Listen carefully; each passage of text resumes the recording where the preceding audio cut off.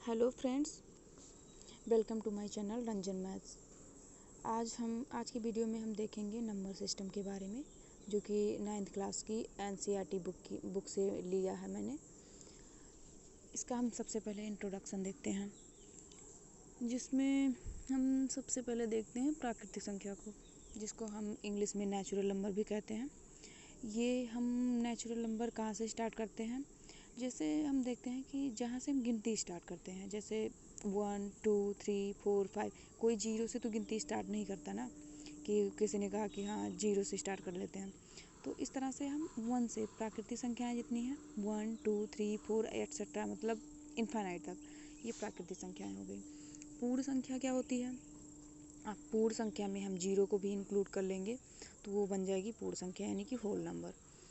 ऐसे ही पूर्णांक में हम पूर्ण संख्या तो रहेगी, उसमें हम माइनस वाले को भी इंक्लूड कर लेंगे, जैसे -3 -2 -1 अप टू इनफाइनाइट। इन सब सारी निगेटिव आ जाएंगी इसमें, और जीरो और पूर्ण संख्या जितनी भी हैं वो सब आ जाएंगी।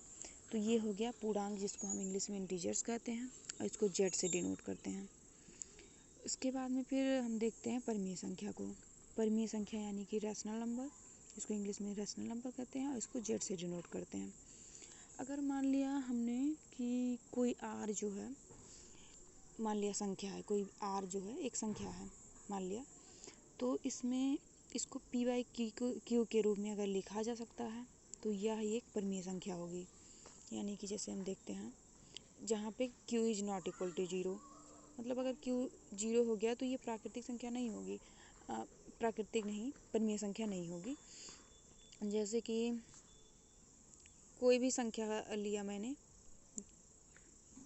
जैसे मैंने कोई संख्या लिया,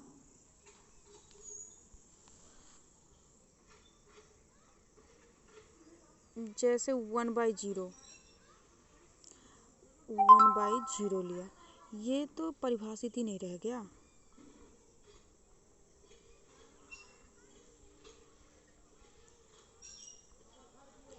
परिभाषित ही नहीं है, तो इसलिए हम परिमेय संख्याएं जो होंगी वो p/q के रूप में अगर व्यक्त की जा सकती हैं तो परिमेय संख्या है, अगर p/q के रूप में व्यक्त नहीं की जा सकती तो परिमेय संख्या नहीं है।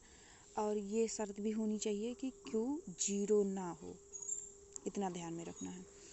और आगे हम देखते हैं, हर प्राकृतिक संख्या परिमेय संख्या होती है। जैसे कि देखते हैं प्राकृतिक संख्या में क्या क्या आएगा। प्राकृतिक संख्या में हो गया, प्राकृतिक संख्या में ये 1 2 3 4 अप टू ये हो गया। ये सारी संख्या जैसे हम देखते हैं कि p/q के रूप में होनी चाहिए, तो 1 को हम 1/1 लिख सकते हैं, बिल्कुल लिख सकते हैं।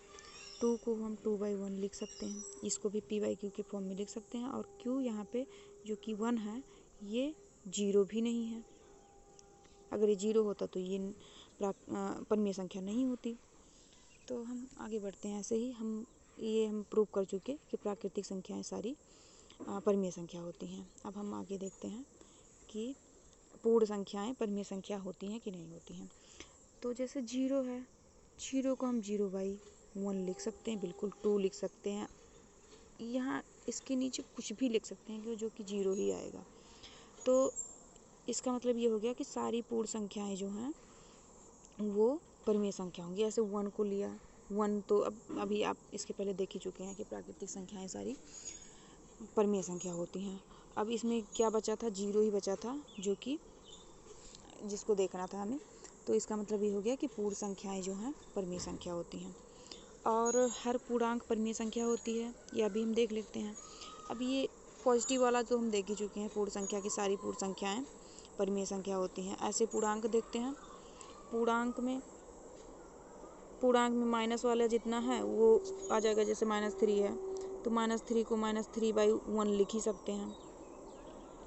-4 को -4 अगर लिया तो -4 को हम -4/1 लिख ही सकते हैं। -5 लिया, -5/1 लिख ही सकते हैं। तो इस तरह से सारी पूर्णांक संख्याएं जो हैं, पूर्णांक वो परिमेय संख्या होंगी, ये हमने देख लिया। तो हमने क्या क्या देखा कि ये सारी प्राकृतिक संख्याएं परिमेय संख्या हैं।